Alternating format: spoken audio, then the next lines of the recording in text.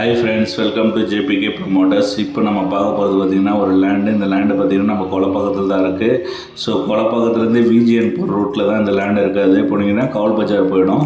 So அந்த main ரோட்டில் தான் இந்த லேண்ட் அமைஞ்சிருக்கு. ஃபுல்லாக பார்த்திங்கன்னா ரெசிடென்டல் ஏரியா, பெரிய பெரிய லேட்லாம் அந்த பக்கம் உங்களுக்கு அவைலபிளாக இருக்குது. இப்போ கூட லேட்டஸ்ட்டாக உங்களுக்கு 15 ஏக்கரில் லேட் போட்டுட்ருக்காங்க. ஸோ அந்த லேட்லலாம் பார்த்திங்கன்னா உங்களுக்கு இன்றைக்கி வந்து 6000 per square feet போகுது. ஸோ அதுக்கெல்லாம் முன்னாடியே இது இருக்குது. ஸோ ஒரு ஆஃப் கிலோமீட்டர்ஸ் முன்னாடியே இருக்குது. இந்த கொலப்பாக்கம் மணப்பாக்கம் மெயின் ரோட்லேருந்து உங்களுக்கு ஜஸ்ட் ஒரு 1/2 kilometers தான் வரும் இந்த ஏரியா. ஸோ இப்போ நம்ம கோட் பண்ணிக்கிற ப்ரைஸ் பார்த்திங்கன்னா 4000 rupees per square feet.